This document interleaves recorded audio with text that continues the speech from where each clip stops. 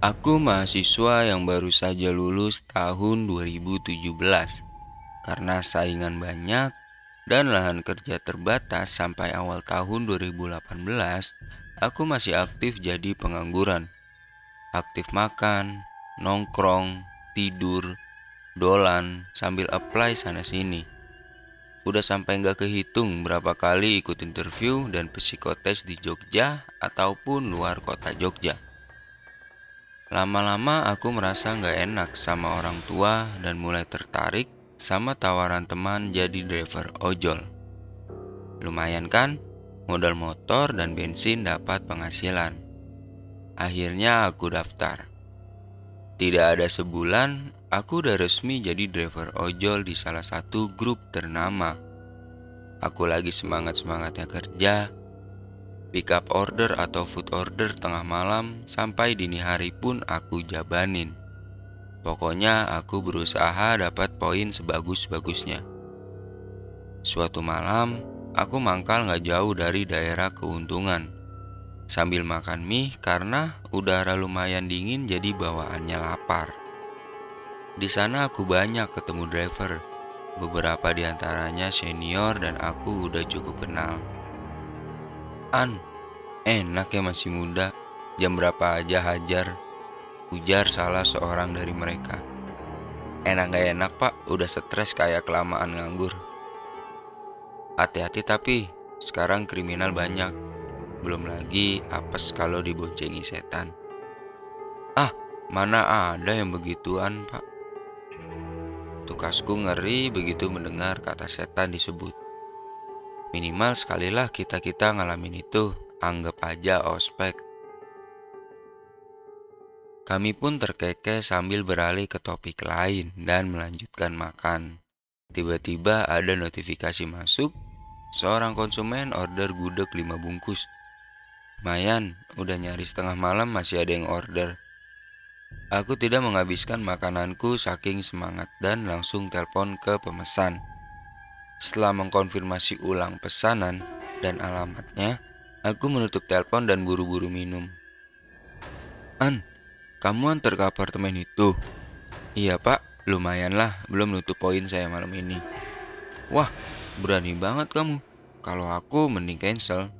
Yang lain tertawa saja mendengar kelakar itu. Aku pun tak ambil pusing dan langsung pamit untuk eksekusi orderan yang barusan masuk itu tadi. Akhirnya gudeg sudah di tangan. Aku langsung ngebut menuju apartemen pemesan. Aku memang belum pernah ke area apartemen itu, tapi aku tahu daerahnya. Sambil mengikuti GPS, aku masuk ke gang dan berbelok beberapa kali sampai bertemu jalanan tanah sekaligus berbatu. Aku melintasi jalanan itu. Di sebelah kiri terhampar lahan kosong yang di beberapa titik ditumbuhi bambu dan semak lebat. Sementara di kananku ada tembok tinggi. Entah apa yang berada di baliknya, aku tidak memikirkan apapun. Ngeri juga lewat daerah itu malam-malam. Tapi di ujung jalan terlihat ada papan kecil dengan tanda panah ke arah kanan bertuliskan apartemen XXXX. Aku pun jadi lega. Begitu berbelok, ada bangunan yang tak terlalu tinggi dengan parkiran yang luas. Banyak mobil di sana. Aku sudah tiba di titik pengantaran. Permisi pak, saya mau antar makanan ke kamar 57. Lantai 2 mas, naik lurus mentok belok kanan. Makasih pak. Mari saya antar mas, tawar satpam itu. Wah, gak usah pak, malah repot, makasih ya. Dalam hati aku menggerutu. Satpam itu antara baik apa curiga sih sebenarnya. Begitu aku naik, aku mengikuti petunjuk satpam tadi. Dan tak lama kemudian, aku menemukan kamar nomor 57. Begitu bel dipencet, pemilik kamar langsung keluar. Mbak-mbak berambut panjang, rupanya kamarnya ramai suara. Aku menawarkan top up saldo dan mbaknya setuju.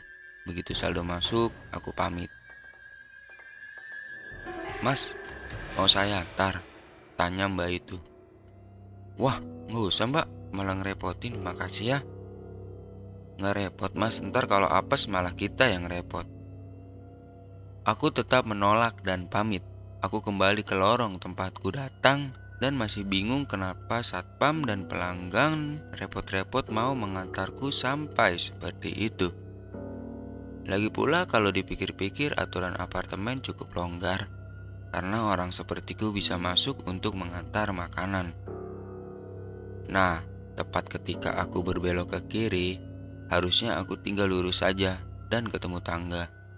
Tapi kenyataannya, aku tidak bisa menemukan tangga turun. Aku mencoba mengingat jalan.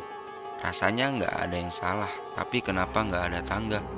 Akhirnya aku berinisiatif berbelok ke arah lain. Siapa tahu nemu tangga lainnya. Ternyata setelah memutuskan untuk berjalan ke sisi lain apartemen, aku dapat melihat jalan tanah yang aku lewati tadi dari atas dengan jelas. Aku bergidik setelah mengetahui apa yang berada di balik pagar tembok yang cukup tinggi tadi ternyata adalah kuburan.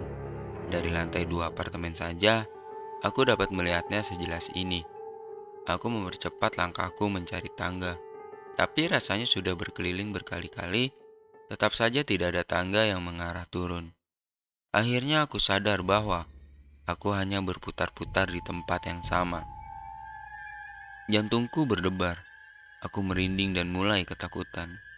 Sayup-sayup terdengar suara gaduh, sekaligus suara tangis. Mendadak apartemen itu jadi sangat berisik. Sambil gemeteran, aku mengeluarkan ponsel. Tidak ada sinyal sama sekali di layar. Aku berjalan cepat, berputar-putar lagi sampai akhirnya dikejutkan bunyi notifikasi. Aku langsung berhenti dan melihat ada 2 bar sinyal di ponselku. Saking ketakutan, aku tak peduli lagi. Aku telepon nomor pelanggan yang barusan pesan gudeg. Tak lama kemudian dia menjawab. Halo, Mbak, ini saya yang tadi antar gudeg. Saya kok nggak nemu tangga turun ya Mbak? Saya takut. Aku langsung nyerocos. Nah kan, makanya tadi mau saya antar aja. Tunggu ya Pak. Telepon mati. Aku bingung kenapa telepon dimatikan begitu saja tanpa menanyakan lokasi tepatku saat ini. Akhirnya aku pasrah duduk bersandar di salah satu sisi tembok. Makin lama suasana makin mencekam. Suara-suara misterius itu masih terdengar bahkan bertambah keras. Aku menutup telinga, entah berapa lama sampai akhirnya ada sebuah cahaya menyorot ke arahku. Mas, suara bapak-bapak menyapaku. Aku mendongakkan kepala dan mendapati Pak Satpam dan pelanggan yang pesan gudeg menatap khawatir ke arahku. Ya Tuhan Pak, saya takut setengah mati gak bisa nemu jalan keluar. Keluhku sambil dibantu berdiri. Makanya tadi mending saya antar, tukas satpam itu. Akhirnya pelanggan yang pesan gudeg pamit pulang ke kamar. Sementara aku dibantu turun sama satpam. Ternyata mudah sekali menemukan tangganya. Padahal dari tadi aku cari setengah mati gak ketemu-temu. Begitu sampai lantai 1, aku berpamitan. Udah keburu takut banget. Besok kalau kesini lagi saya antar naik mas, ujar satpam. Aku hanya bisa mengangguk. Kemudian cepat-cepat berlari ke arah motorku dan langsung tancap gas dari parkiran apartemen. Yang membuatku heran, penghuni apartemen itu seolah sudah terbiasa dengan kejadian itu. Pokoknya aku kapok deh dan berharap gak ada orderan yang datang dari apartemen itu lagi.